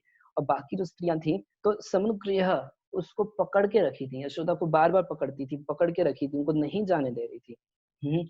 बिल्कुल नहीं जाने दे रही। तो यशोदा की आंख से तो आंसू निकल रहा था और ये लोग क्या कर रही थी, बार बार अपने आंसुओं को रोक रही थी और शुचः श्रुवन्तः, मगर रोक नहीं पा रही थी। कह रहे हैं कि नदी की तरह आंख से आंसू बह रहा था। और तहा तहा एक एक जो गोपी थी वो व्रज प्रिय कथा, ब्रज की जो प्रिय कथाएं हैं यानी कृष्ण की जो बाल लीलाएं हैं उनको जो बोल रही थी, और जोर जोर से ऊंचे स्वर से बोल रही थी। ऊंचे स्वर से बोलने का क्या भाव था कि हो सकता है कि कृष्ण अगर सुन ले तो अपने को कालिया से छुड़ा के वापस आए, कि हम लोग उसके विरह में, हम लोग उसके दुख से कितना दुखित हैं। अगर उसके कानों में, जैसे इस संसार में भी होता है, आप देखेंगे, मान लीजिए कोई व्यक्ति मर जाता है ना, तो मर जाता है तो अब उससे तो कोई बात करने का फायदा नहीं है ना, वो तो मर ही गया है। अगर आपको मान लो उसको वापस जिंदा करने की इच्छा हो तो भगवान को प्रार्थना करो, मगर व्यक्ति का उस समय शोक में क्या भाव होता है, उसका भाव होता है कि इस समय भगवान को बोलने से कोई फायदा नहीं। तो कभी तो भगवान को प्रार्थना करते हैं, मैं सोचता है अरे भगवान को क्या बोलना है, उनको सुनना होता तो इसको मारता क्यों। ऐसा मतलब किसी भी व्यक्ति के मरने पर घर वालों का भाव होता है। तो क्या करता है, कभी कभी उस मरे हुए व्यक्ति को बोलता है अरे तुम मत जाओ, तुम वापस आ जाओ, ऐसे करके उस व्यक्ति को ही बोलने लगता है, तो आने वाला नहीं। मगर ऐसा होता है, ऐसे साधारणता होता है। तो उसी प्रकार से हालांकि कभी ये लोग भगवान विष्णु को मना रहे थे मनी मन, मगर कभी कभी वो जो गोपियां थी वो कृष्ण को सुनाना चाहती थी कि तुम्हारे विरह में हम कितनी दुखी हैं, हो सकता है हमारा रोना सुन के, हमारी आवाज सुन के कृष्ण अपने को कालिया से छुड़ा के वापस आ जाए। हालांकि उनके मन में भाव है छोटा सा बच्चा है तो पक्का मरेगा, उनको एक भाव ये भी आ रहा है। तो इस तरीके से जो स्त्रियां थी वो यशोदा को अब सांत्वना दे रही थी। क्या, अरे यशोदा, अरे माई तू इतना क्यों सोच रही है? रो रही है, खुद रो रही है, चीख चीख के बोल रही है। वो पूतना आई थी ना, कितनी भयानक थी ना। वो भी तो लग रहा था कि मार ही दी होती कृष्ण को, मगर नहीं मार पाई कृष्ण को। फिर वो तृणाव्रत आया था, लेके चला गया तुम्हारे लाला को, मगर तुम्हारे लाला की भगवान रक्षा। ऐसे करके पूरा उसको, उनको एक एक कथा सुना रही है, एक एक लीला याद कर रही है, यशोदा को सांत्वना देने का प्रयास कर रही है कि बिल्कुल कुछ नहीं होगा। अरे ये सांप क्या चीज है, जब इतने बड़े बड़े असुरों का वध कर दिया तुम्हारा लाला, उन सब से बच के आ गया। मगर उन लोगों की अपनी व्यक्तिगत स्थिति कैसी है उसका शुकदेव गोस्वामी वर्णन कर रहे हैं। इसको विष्णु पुराण में भी वर्णन किया गया है, उसमें से कुछ है यहाँ लिखा गया है। तो वो क्या बोल रही हैं कि अरे वो दिन ही क्या जिसमें सूर्य ना हो। कृष्ण के विरह में हम लोग की या गोकुल की क्या स्थिति है, बोल रहे हैं हम गोकुल वापस नहीं जाएंगे, हम नंदगांव वापस नहीं, हम कहीं वापस नहीं जाएंगे, है ना, हम यहीं पर अपना प्राण दे देंगे। हम भी यशोदा के जैसे, हम भी कालिया हड़प में चली जाएंगी, हम भी मरेंगे। क्यों मरोगे भैया? कह रहे दिवसा को बिना सूर्य, वो उसको दिन बोला जाएगा जिसमें सूर्य ना हो? कोई भी नहीं बोलेगा। रात ही है, अंधकार है सब जगह। और बिना चंद्रेण का निशी, और रात ही गया जिसमें चंद्रमा ना हो। और बिना वृषेण का गावो, अगर बैल नहीं है तो गाय का जीवन कैसा है? और कह रहे हैं इसी प्रकार से बिना कृष्ण को व्रजा, ये व्रज जो है कृष्ण के बिना बहुत सूना है, इसमें कुछ भी नहीं है। ये तो ऐसे जैसे दिन है बिना सूर्य के, रात है बिना चांद के, हैं। और उसके बाद कह रही हैं कि इस तरीके से जैसे मान लो कोई समुद्र का सरोवर हो जिसमें जल ही ना हो, तो गोकुल बिल्कुल इतना सूना है बिना कृष्ण के। इसलिए कह रही हैं हम वापस नहीं जाना चाहती। तो उस समय स्त्रियां तरह तरह से यशोदा को फिर भी सांत्वना देती हैं कि तुम्हारा बेटा जो है वो वापस आ जाएगा, तुम मत जाओ, तुम मत जाओ, तुम मत जाओ। अब इधर क्या हुआ, बलराम जी देखे नंद महाराज को, नंद महाराज को देख रहे हैं, नंद महाराज की कैसी स्थिति है ना। देखिए ऐसा ग्रंथ ऐसा है ये श्रीमद् भागवतम, कि आप लोग इसको अगर ध्यान से हम लोग इसको पढ़ें और एकांत में पढ़ें, और एक एक वो भी तरीका है एकांत में पढ़ें, निश्चित रूप से इन सब भावों को पढ़ने पर व्यक्ति का मन जो है वो पूरा भर जाएगा, है ना? तो हम तो उस तरीके से वर्णन भी नहीं कर सकते हैं और समय भी नहीं उतना परमिट करता है ना। बहुत समय हो तो कथा धीरे-धीरे से चले तो उसका आस्वादन अच्छे से किया जा सकता है। तो समय 1 घंटा होता है, उसमें हम लोग किसी कोई एक टॉपिक लेते हैं। मान लीजिए 5-7 घंटे यही एक काम करना हो, तो एक-एक श्लोक बहुत धीरे-धीरे लिया जाए, आचार्यों के भावों को, यशोदा के, नंद के भाव को लिया जाए। वास्तव में भागवत को पढ़ने की यही विधि है। कई बार भक्त लोग पूछते हैं कि हम फीलिंग के साथ कैसे भागवतम को पढ़ें? फीलिंग मतलब यही तद्भाव भावित होके भागवतम का आस्वादन किया जा सकता है। तद्भाव भावित का क्या अर्थ है? जैसे आप नंद महाराज का उद्गार पढ़ रहे हैं, तो जैसे यहाँ सुखदेव गोस्वामी, तो सुखदेव गोस्वामी कृष्ण की सौंदर्य का वर्णन कर रहे हैं ब्रजवासियों के भाव में भावित होके। तो जब हम भागवत को बड़े प्रेम से आराम-आराम से पढ़ें, आचार्यों के भावों को देखते हुए और उसमें हम नंद महाराज के उद्गार को पढ़ रहे हैं, तो नंद महाराज के भाव से भावित होके, तो फिर हम उसको बहुत अच्छे से रिलीज़ कर सकते हैं। एनीवेज़ कम समय में जितना भी, है ना, हम लोग भगवान की लीला सुन रहे हैं। तब देखिए बलराम जी देखे नंद बाबा को, तो नंद बाबा का वर्णन कर रहे हैं, जो कृष्ण प्राणान, जिनके प्राण ही कृष्ण हैं। निर्विष्टः नंद और आदि ने वहाँ पे ग्वाले थे, जो नंद बाबा के वात्सल्य भाव के जो ग्वाले थे, वो सारे के सारे जो थे, वो भी यमुना में जाने की तैयारी कर रहे थे। हम भी जाएंगे कालिया हरद में, हम भी मर जाएंगे, या तो कृष्ण को बचा के लाएंगे या कृष्ण के साथ हम भी मरेंगे। उन लोगों का ये था। तो बलराम जी उन लोगों को रोक रहे थे, कह रहे बड़ा मुश्किल से रोक रहे थे। राम कृष्ण अनुभावविद, क्योंकि भगवान बलराम कृष्ण के अनुभाव को, उनके प्रभाव को जानते थे। अब विश्वाचक्र ठाकुर जो बोल रहे हैं उसको देखेंगे तो क्या चीज बलराम जी बोल रहे थे। बलराम जी बोल रहे थे, आपको याद नहीं गर्गाचार्य क्या बोले थे, यही आपका आपको हर संकट से रक्षा करेगा। अरे याद कीजिए उस बात को। आपको नहीं लगता कि इस संकट से भी अपने को रक्षा करेगा? अरे जब आप सब लोगों की रक्षा करेगा तो अपनी रक्षा नहीं कर लेगा इस संकट से? थोड़ा सा तो धैर्य रखें। अगर आप जाएंगे, अगर आप भी चले जाएंगे यमुना के हरद में, तो जब कृष्ण वापस आएंगे तो मेरे भाई का पालन पोषण कौन करेगा? आपको क्या आपको क्या गर्गाचार्य के वचन नहीं याद? गर्गाचार्य आपको क्या बोले थे कि ये हालांकि नारायण के ही समान है, मगर तुम इसका पालन पोषण करना, इसकी रक्षा करना। याद है ना? तो गर्गाचार्य आपको क्या बोले थे कि इसका टेक केयर करना। अगर आप चले जाएंगे यमुना में, आप मर जाएंगे, तो जब कृष्ण वापस आएगा तो मेरे भाई का कौन केयर करेगा? इस तरीके से सोच सकते हैं ना, मतलब उसको वैसे प्रस्तुत नहीं किया जा सकता, मगर इस तरीके से बलराम जी नंद बाबा को कह कह के रोक रहे हैं।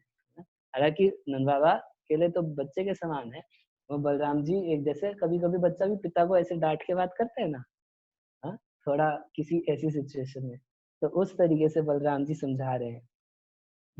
और उसके बाद सुखदेव गोस्वामी बता रहे हैं कि इत्थम स्व गोकुलम अनन्य गतिम। अब भगवान की नजर पड़ी स्व गोकुलम, अपने गोकुल के भक्तों के ऊपर नजर पड़ी। अब भगवान देख रहे हैं कि इन लोगों की क्या, ये लोग तो मृत प्राय हो चुके मेरे मेरे विरह में। कैसे लोग हैं ये लोग? अनन्य गति, मेरे बिना तो इनका है ही नहीं कोई। निरीक्षय, ऐसा देखे कौन लोग? स्त्री, सारी की सारी स्त्रियों को देखे भगवान, कि सारी जो ब्रज की स्त्रियां हैं, कुमारम, और सारे बच्चे, छोटे छोटे बच्चे हैं। छोटे छोटे बच्चों को क्या है, उनको थोड़ी ना इतना फीलिंग होता है, मगर वहां इतना कृष्ण से प्रेम है कि छोटे छोटे बच्चे वहां पर कृष्ण के विरह में जमीन पर गिर रहे हैं, बेहोश होके गिर रहे हैं। अति दुखितम, बहुत दुख है, क्यों? आत्म हेतु, मेरी वजह से। अज्ञाया, इस बात को समझ के मर्त्य पदवीम अनुवर्तमान, मर्त्य पदवी में इसलिए बोल रहे हैं कि जैसे संसार में मर्त्य लोग करते हैं, साधारण मनुष्य करते हैं, वैसे ही कुछ चीज भगवान भी कर रहे थे।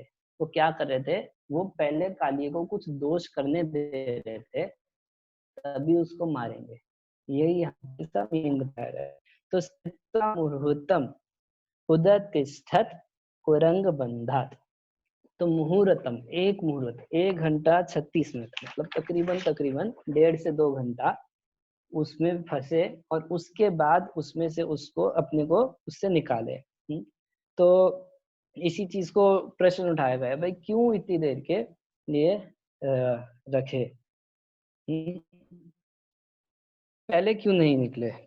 तो उसका यही बता रहे हैं कि पहले उसको कुछ गलती करने दे रहे थे, फिर उसको फिर बाद में दंड देंगे। तो और दूसरी ओर सनातन गोस्वामी, फिर सनातन गोस्वामी का मैं इसमें हर जगह टीका थोड़ा सा छोड़ा हूँ।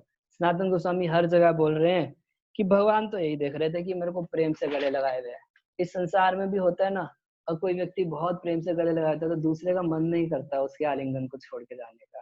तो भगवान सोच रहे इतना प्रेम से उसको गले लगाया हुआ है, तो भगवान चाह रहे थे उस आलिंगन में ही रहूं थोड़ी देर, तो 1.5 घंटा बीत गया ऐसे ही। प्रेम का आदान प्रदान है।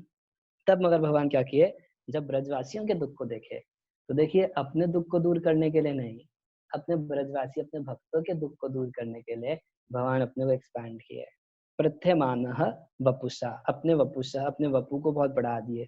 तब व्यथितः, तब कालिय को बड़ा दर्द हुआ। अभी तक वो सोच रहा था कि ये आया था, खूब कूद फांद कर रहा था, आया तो गया, अभी देखो पकड़ के रखा हूं इसको, अभी इसका दम घुट के खत्म हो जाएगा थोड़ी देर में। कालिया इतना सोच ही रहा था, और उसी समय भगवान वो बहुत अपने को फैलाने लगे। अब उसका एक एक अंग टूटने लगा तो खुल गया, उसका पकड़ खुल गया। जब पकड़ खुल गया तो वो क्या किया, अपने फनों को ऊपर उठा उठा के अब वो कृष्ण के पीछे भागना शुरू किया। तो पहले वो भगवान को देखा और पहले मुंह से जहर निकालने लगा, और इसके बाद आंखों आंखों में भी उसके बहुत। तो यहाँ पर वर्णन कर रहे हैं भगवान को हरि के रूप में कह रहे हैं। हरि क्यों कह रहे हैं? क्योंकि ये भगवान अभी वास्तव में कालिय के गर्व को चूर करेंगे। ऐसा है ना, ये गर्व हरण लीला है। कालिया दमन लीला वास्तव में गर्व हरण लीला है, जैसे गोवर्धन लीला भी गर्व हरण लीला है। तो उसके विष को, उसके अंदर के जहर को भगवान खत्म कर रहे हैं। अब सनातन गोस्वामी फिर से थोड़ा प्रेम के भाव में बोल रहे हैं। वो कह रहे हैं कि अव्यथिता, वो कालिया को कुछ दर्द नहीं हो रहा था, तो वो क्रोधित क्यों हो रहा था? वो क्रोधित तो इसलिए हो रहा था कि कृष्ण उसके आलिंगन को छोड़ के क्यों जा रहे हैं, तो प्रेम से गुस्सा कर रहा था कि मैं इतना कस के प्रेम से रखा हूं, ये मेरे को छोड़ के क्यों जा रहा है। तो बोल बोल रहे हैं, अच्छा तो वो भारी भारी सांस क्यों ले रहा था फिर? तो क्रोध में वो भारी सांस ले रहा था, तो स्नातन गोस्वामी कह रहे हो तो उसका सात्विक भाव था। सात्विक भाव में ऐसा ही होता है है? क्योंकि कृष्ण उसको बहुत अच्छे दिखाई दे रहे थे। अच्छा तो उसके मुंह से जहर क्यों निकल रहा? अरे वो तो साफ था ना, उसका स्वभाव था, जहर नहीं निकालेगा तो क्या निकालेगा। हम्म? तो उसकी शिखा, 2 शिखाएं, जीभ की 2 शिखाएं होती हैं, उससे अपने मुंह को चाट रहा था।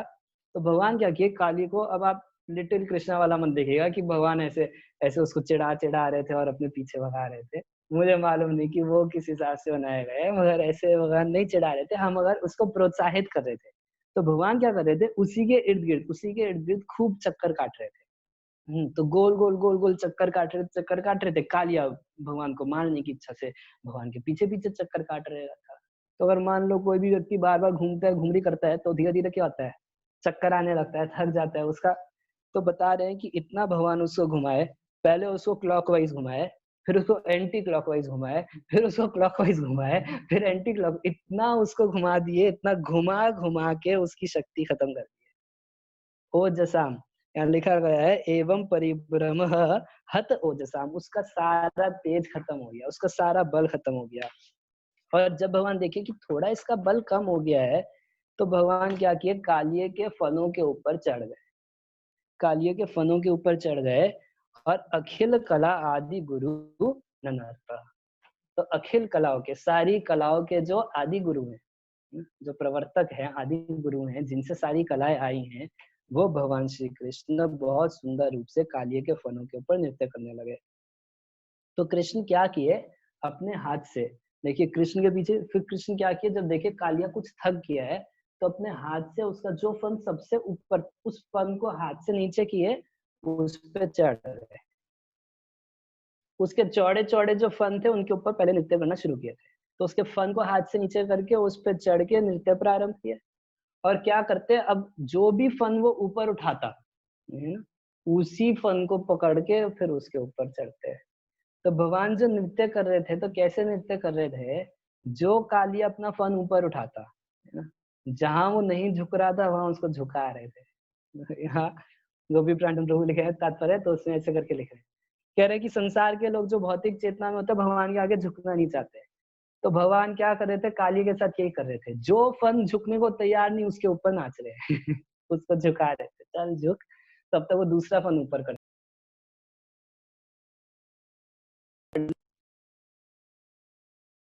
कि संसार की ऐसी ही स्थिति है। सॉरी, संसार की ऐसी स्थिति है कि व्यक्ति किसी न किसी चीज के लिए गर्वित रहता है ना? तो अब भगवान उसके लिए उसको झुकाते हैं, तब तक वो दूसरी चीज के लिए गर्व करने लगता है, तब तक वो उसके लिए झुकाते हैं, तब तक तीसरी चीज के लिए गर्व करने लगता है। हम लोग के अंदर इतना आदत है गर्व करने का कि कई बार तो हम लोग अपनी विनम्रता के लिए भी गर्व करते हैं। देखो सारे भक्तों में सबसे ज्यादा विनम्र मैं हूँ मतलब इतना हम लोगों को आदत है गर्व करने की। किसी को कुछ नहीं आता शास्त्र तो उसको ये गर्व रहता है, हमें तो कोई शास्त्र पढ़ने वढ़ने की जरूरत नहीं है, हम देखो हमेशा कृष्ण कीर्तनीय सदा हरि, हमें कोई टेंशन नहीं। जिसको शास्त्र बहुत आता है उसको इस बात का गर्व होने लगता है कि मेरे को देखो दूसरों से कितना ज्यादा आता है, बोलो क्या ढोल बजा रहे हैं है ना? तो गर्व ऐसी चीज है, धन का, सौंदर्य का, अपने पोस्ट पोजीशन का, इतनी सारी चीजों का, आप किसी भी चीज के लिए अपने गर्व को कम करो। देखिए मतलब गर्व कितना सटल चीज होती है। कोई पोस्ट पोजीशन पे है तो उसको गर्व हो सकता है मैं पोस्ट पोजीशन पे हूँ, तो कुछ भक्त लोग बोलते हैं हम तो कोई पोस्ट पोजीशन स्वीकार ही नहीं करते। उन भक्तों को इस बात का गर्व रहता है कि हम कोई पोस्ट पोजीशन नहीं, वो लोग सब पोस्ट पोजीशन वाले हैं वो लोग अच्छे भक्त नहीं है, हमारे पास कोई पोस्ट पोजीशन नहीं है, देखो हम उन लोगों से सुपीरियर है।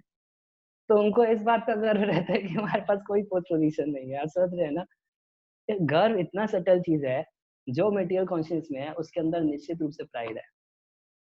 कोई कोई व्यक्ति बोलेगा हम प्रीचिंग नहीं करते, क्यों नहीं करते, गर्व हो जाएगा प्रभु, है ना? तो उसको इस बात का गर्व रहता है कि हम इतना बढ़िया भजन करते हैं, प्रचारक जो है सारे के सारे माया में फंसे हैं हर तरीके से गर्व छोड़ेगा नहीं। अब देखिए जाइए राधा कुंड पर जाइए, तो किसी के उसके नहीं, मैं राधा कुंड के कई बाबा जी लोग इस्कॉन की निंदा करते हैं, तो आप उनको बोलिए कि आप प्रचार कीजिए, तो प्रचार तो नहीं करेंगे, मगर क्या करेंगे, इस्कॉन के भक्तों का प्रचार करेंगे।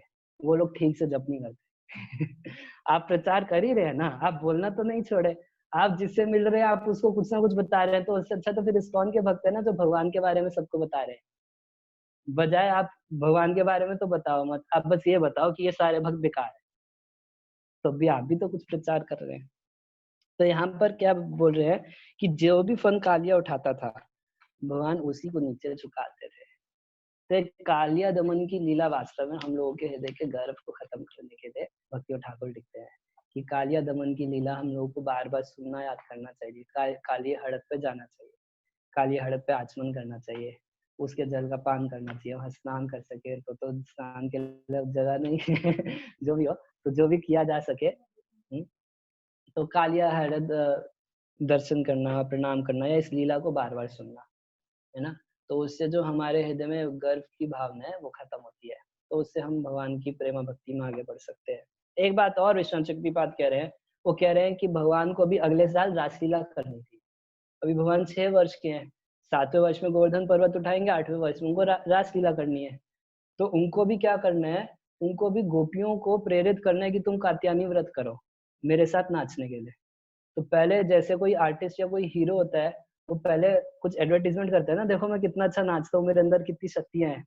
तो भगवान नाच करके गोपियों को आकर्षित करना चाह रहे थे कि मेरे साथ नाचोगी, देखो मैं कितना सुंदर नाचता हूँ। और उधर देवता सारे के सारे आकाश में आ गए थे। शिव जी आके बोल रहे हैं कि वास्तव में मैं नटवर नहीं हूँ, मैं नटराज नहीं हूँ, वास्तविक नटवर तो यही है ना? मैं तो इनके आगे कुछ भी नहीं हूँ। अच्छा, अब यहाँ बता रहे हैं कि भगवान कैसे नृत्य कर रहे थे, है ना? उसमें सनातन गोस्वामी कह रहे हैं कि बार-बार कालिये के फनों पर कृष्ण के चरण पड़ रहे थे। तो सनातन गोस्वामी दोष नहीं देख रहे, सनातन गोस्वामी कह रहे हैं, अरे बड़ा सौभाग्यशाली है कालिया। क्यों सौभाग्यशाली है? क्योंकि इसको गुरु के चरण कमल मिल गए। है ना? श्लोक में वर्णन कर रहे हैं कि आदि गुरु जो हैं, सारी कलाओं के आदि गुरु हैं, वो कालिया के फनों पे नृत्य कर रहे हैं। तो सनातन गोस्वामी कह रहे हैं कि भैया गुरु तो बहुत बड़ी कृपा से प्राप्त होते हैं और इसको देखो जगत गुरु प्राप्त हो गए, आदि गुरु प्राप्त हो गए, कितना बड़ा सौभाग्यशाली है।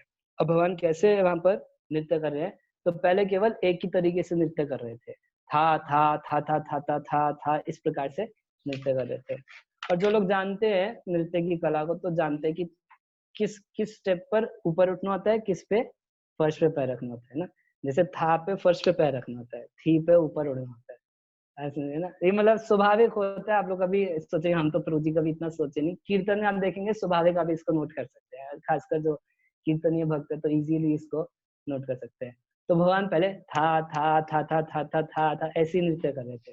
तो उसके बाद जो देवी देवता थे वहां से ऊपर वो लोग आ गए, हाँ, स्वर्ग से गंधर्व लोग आ गए, चानर लोग आ गए, गंधर्व लोग आ गए, सिद्ध लोग आ गए। और सिद्ध लोग प्रार्थनाएं कर रहे हैं, गंधर्व लोग गा रहे हैं, चारण लोग जो है वो वाद्य बजा रहे हैं। और इस तरीके से, और ये भी बोल रहे हैं कि सब लोग एक दूसरे की भी कुछ कुछ सेवाएं कर रहे थे, है ना। इतना ज्यादा एक्साइटमेंट था। कभी कभी आप देखे होंगे जैसे मृदंग बजाने वाला एक हाथ से कुछ बजाता रहता है, दूसरा हाथ रोक लेता है, उससे कुछ और काम करने लगता है ना। कभी माइक सेट करना है, कुछ करना है। वहां पर इतना उत्साह था कृष्ण सेवा का, इतना उत्साह था कि मान लीजिए एक हाथ से मृदंग बज रहा है, वो देवता उधर फूल बरसा रहे हैं, अरे थोड़ा फूल इधर भी दियो। वो एक हाथ से मृदंग बजा रहे, थोड़ा सा फूल बजाए, तो दोनों हाथ से मृदंग बजाना शुरू कर रहे हैं। सब लोग एक दूसरे की सेवा में कुछ सहयोग भी कर रहे हैं, और सारे के सारे लोग भगवान की सेवा में लगे हैं।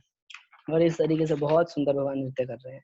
कालिया को के हर फन के ऊपर नृत्य किए। धीरे धीरे कालिया जो था, जितना भी जहर था अपने मुख से उगला, उसके बाद खून की उल्टी करने लगा, उसके बाद आंखों से भी जहर उगला।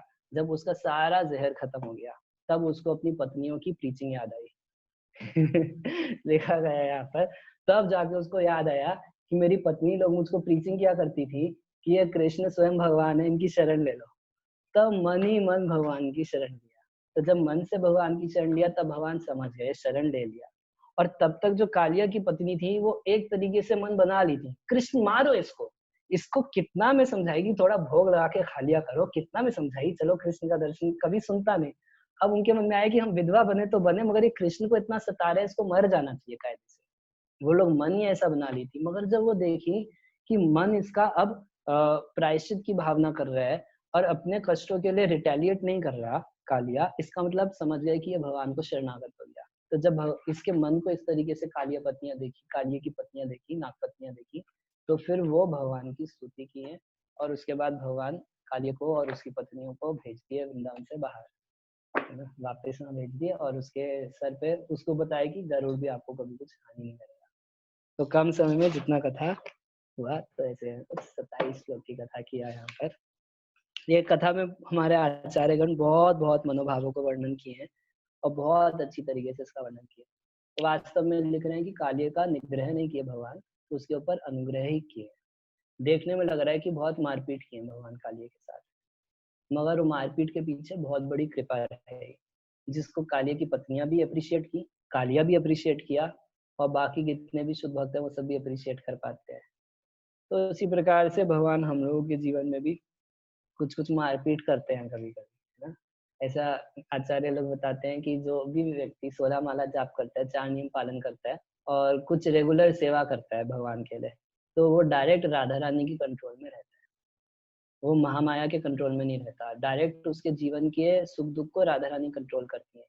मैं राधा रानी देखती है कि जो जो चीज उसको भगवान की सेवा से दूर कर रहा है, जो चीज उसके अनर्थों को बढ़ा रहा है, तो उसको कम करने के लिए ना किसी किसी प्रकार से कभी कभी भगवान भी दंड देते हैं। तो अगर किसी भी चीज को हम भगवान के अनुग्रह के रूप में देखना सीख जाते हैं, तो फिर उससे हमें भगवान की पूरी कृपा प्राप्त होती है, उससे भगवान की कृपा खींची जाती है। तो वास्तव में भगवान कोई निग्रह नहीं करते, जो करते हैं अनुग्रह ही करते हैं, जैसे यहाँ कालियों पे कर रहे हैं। तो यही प्रार्थना है भगवान से कि जिस तरीके से कालिए का निग्रह या उसके ऊपर अनुग्रह किए, तो ऐसे ही हमारे भी फनों के ऊपर, है ना, गर्व से जो खड़े रहते हैं हमेशा, है ना, किसी के आगे झुकूंगा नहीं, इस तरीके से। तो जो भी है हमारे अंदर के अंदर, भगवान कालिया कृष्ण जो है, तो उसको दूर करें, और हम सबको अपनी प्रेमा भक्ति दान करें, जैसे कालिया को किए। कभी इसी को आगे करेंगे, फिर कभी जब मौका रहेगा। हरे कृष्ण। किसी का कोई प्रश्न है तो पूछ सकते हैं, या कोई कमेंट है तो। हरे कृष्णा। अगर किसी का प्रश्न है तो प्लीज आप हैंड रेज का प्रेस कर दीजिए, या फिर चैट बॉक्स में अपने क्वेश्चंस डाल दीजिए प्लीज। नविता माता जी, आप अनम्यूट कर लीजिए।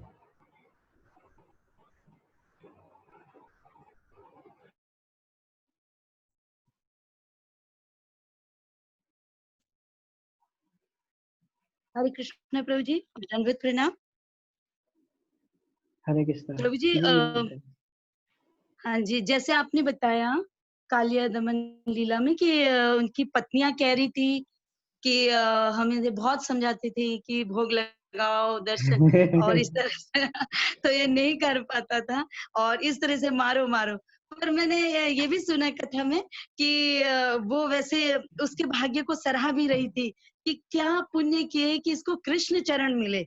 लोग जन्मों जन्मों तक और कितने जन्मों तक तपस्या करके, है ना, जिन चरणों के लिए इतनी तपस्या करते हैं, इतना ध्यान मनन, मतलब बहुत कुछ करते रहते हैं तपस्या, और फिर भी जिसको प्राप्त नहीं कर सकते, इसने ऐसा क्या पुण्य किया?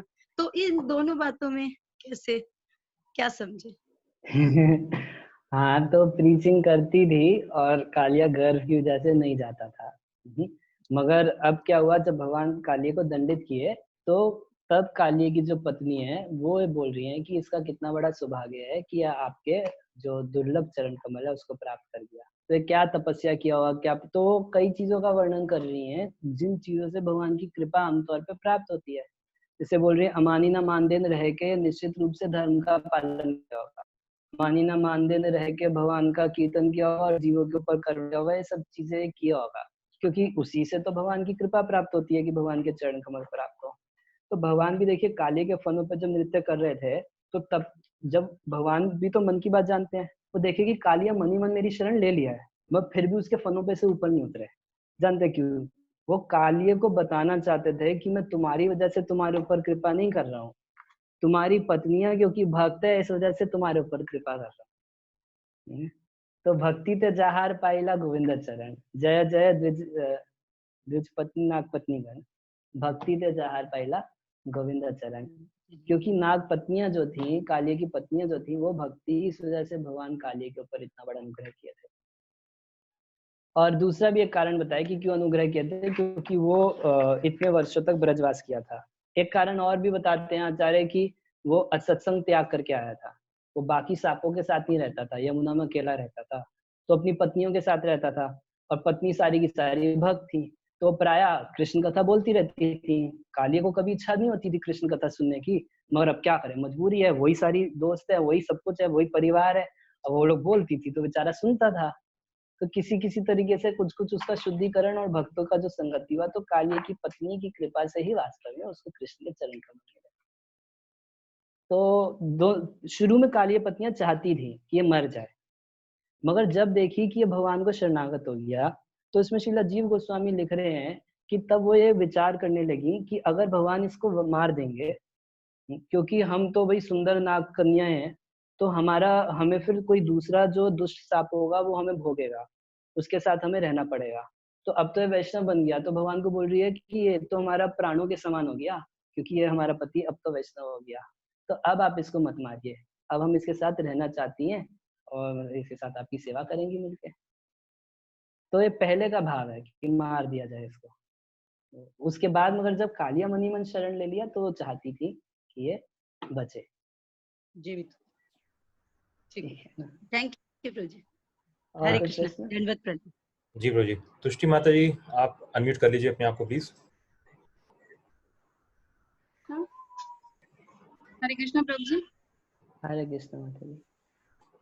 प्रभु जी, मेरा क्वेश्चन भी पहले क्वेश्चन से कुछ मिलता जुलता ही था।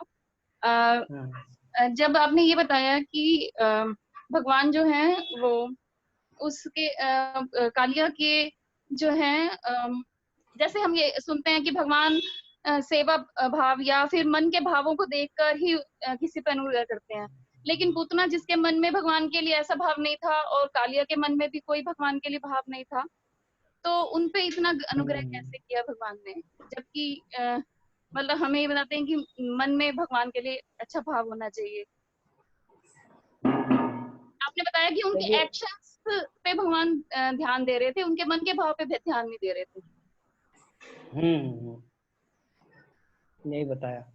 तो इसको देखिए ऐसे समझा जा सकता है, एक तो कुछ रेयर केसेस होते हैं, ऐसे है ना, जैसे इमरजेंसी केसेस होते हैं, और क्या बोलते हैं, कुछ रेयर केसेस होते हैं, जैसे पूतना है तो हम लोग पूतना की तरह नहीं कर सकते या हम कालिया की तरह नहीं कर सकते। और उसमें सनातन गोस्वामी वास्तव में भाव व्यक्त कर रहे हैं इस तरीके का, मगर कालिया का भाव तो दुष्टता का ही था, मगर मान लीजिए भगवान उसको आलिंगन चुंबन आदि के रूप में उसको ले रहे हैं, तो ये बात भी एकदम सही है। क्योंकि देखिए जैसे भक्त लोग होते हैं कई बार, अरे प्रभु जी हमारा तो भाव खराब है तो हम सेवा ही नहीं करेंगे, है ना। जैसे कई बार जप में एक डिस्ट्रैक्शन का कारण ये भी होता है ना, कि मैं तो प्रॉपर कॉन्शियस में जप ही नहीं कर पाता, तो जप ना करें तो ज्यादा अच्छा है। तो आप उसको क्या बताएंगे? भगवान आपका एंडेवर भी देखते हैं, हो सकता है आपका माइंड या आपकी चेतना उतनी क्लियर ना हो, बट भगवान आपका एंडेवर देख के आपको प्योर करेंगे, तब आपका जो चेतना है भाव संशुद्धि तब होती है ना। तो पहले तो आप सेवा खराब भाव से ही करेंगे ना, प्रैक्टिसिंग स्टेज में तो ज्यादातर सेवा खराब भाव से होती है, ईर्ष्या भी है, द्वेष भी है, काम क्रोध लोभ सभी कुछ है। तो उस भाव को भगवान नहीं देखेंगे, भगवान प्रयासों को देखेंगे इस समय, और उससे शुद्धिकरण होगा तब हम उस कॉन्शियसनेस के ऊपर भी कल्टीवेशन अच्छे से कर सकते हैं। मगर जब तक ग्रॉस शुद्धिकरण नहीं होता तब कॉन्शियसनेस के ऊपर कल्टीवेशन करने का कोई ज्यादा लाभ नहीं होता। मतलब कोई एक्सटर्नल सेंसेस को सेवा में ना लगाए और बोले मैं अपने बस भाव को शुद्ध रखूंगा, तो वो सेवा में नहीं गिना जाता। मैं समझा नहीं पा रहा है, समझ रहे नहीं समझ रहे? मतलब भगवान सिर्फ सेवा भाव ही देखते हैं कि कितना नहीं, सेवा भाव ही नहीं देखते, यही मैं समझाना चाह रहा हूँ। भगवान आपके एंडेवर को भी देखते हैं। जैसे मान लीजिए हमारे ठाकुर जी, हाँ प्रयास देख रहे हैं, मान लो हमारे ठाकुर जी हैं, आज मेरी भावना खराब है, आज सेवा की भावना नहीं है, तो मैं भगवान की कुछ सेवा करूंगा तो, या मैं सेवा करूं या ना करूं, आप बताइए। आज मेरा भाव खराब है, भगवान को शरण देना है, मैं दूं या नहीं दूं? देंगे ना, आप समझ रहे हैं। तो भगवान इसी को देखेंगे। अब मान लो मैं बोलूं मेरा तो भाव खराब है, भगवान तो मेरा भाव देख लेंगे, तो मैं आज शयन नहीं देता, तो ज्यादा अपराध लगेगा कम अपराध लगेगा? ज्यादा लगेगा। ज्यादा लगेगा। तो भगवान इसका मतलब बिना मेरे भाव को देखे मेरी सेवा को देखेंगे ना। हाँ। और जब वो देखेंगे रेगुलर सेवा कर रहा है, अहेतु की नहीं है, तो अप्रतिहता तो है, कम से कम अप्रतिहता सेवा है, तो उसको अहेतु की बना देंगे। तो हमारी जो एक्टिविटीज है वो हमारी कॉन्शियस को प्योर करता है, फिर हम सही भाव से सेवा कर सकते हैं। तो भगवान अपनी लीलाओं में दर्शाते हैं कि आपका कॉन्शियसनेस भी ठीक नहीं है, तब भी आप सेवा में जुड़ो। Thank you. भगवान सेवाओं को भी देखते हैं, भगवान सेवा भी देखते हैं, कितना सेवा हो रहा है।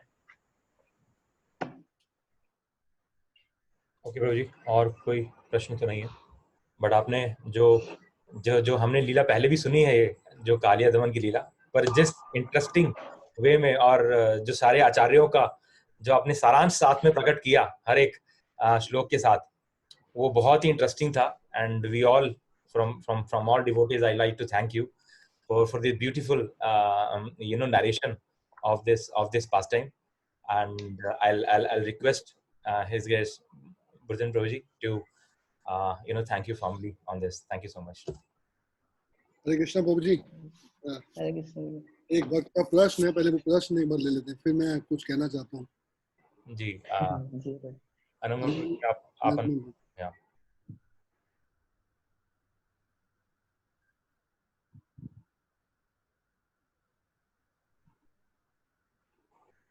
पूछिए प्रभु जी, आप अनम्यूट हो गए आप।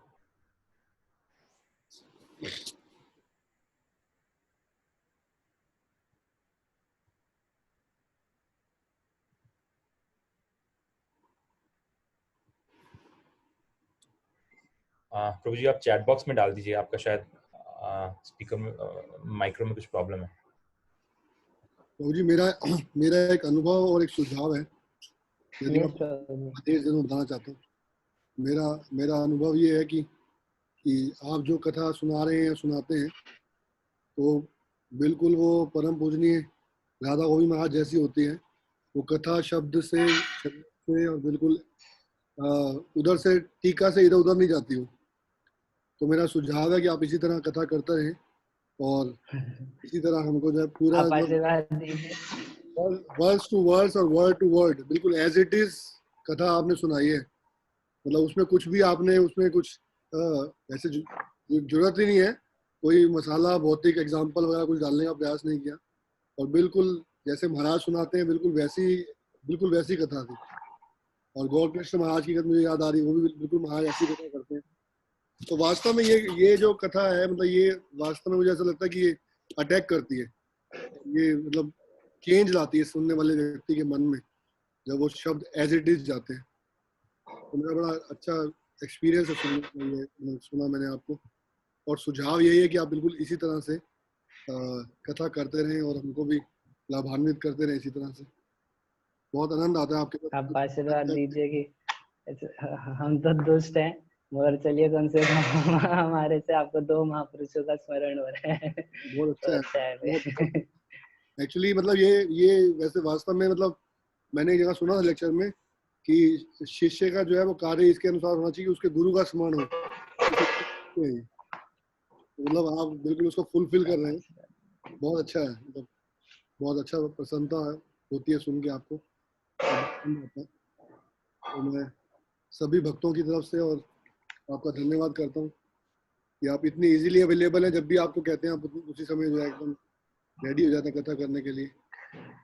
और आप क्षण भर भी ये नहीं है कि पहले बताया नहीं, कुछ दिन पहले पूछना चाहिए था। तो बड़ा सिंपली आप अपनी लाइफ को जो है एक्चुअली कृष्णा कॉन्शियस तरीके से जी रहे हैं। तो बड़ा प्रसन्नता का विषय है और बड़ा अच्छा लगता है आपका आचरण व्यवहार देखकर। तो हमें भी ऐसी कृपा करी कि हमारे अंदर भी ऐसे कुछ गुण आ जाएं जो आपके अंदर भरपूर रूप में है। तो वो कुछ हमें भी मिल जाए और हमारा भी कुछ कृष्णा कॉन्शियस जागृत हो जाए। आप हमारे ऊपर कृपा कीजिए कि लीला तो बोल रहे हैं, कुछ मन नहीं लगा। तो लीला आपने बोली है वो हृदय से बोली है, वो हृदय से प्रविष्ट हुई है, मतलब वो समझ आई है और बिल्कुल उसका बहुत आनंद आया। वो उसमें कोई ऊपरी वाला काम नहीं, बहुत सुंदर सुनाया आपने, बहुत सुंदर। Thank you. हरे कृष्ण। शीला प्रभुपाद की जय। गुरुनारायण प्रभु की जय। अनंत कोटि वैष्णव की जय। जय गौर प्रेमानंदे हरि हरि। हरे कृष्ण।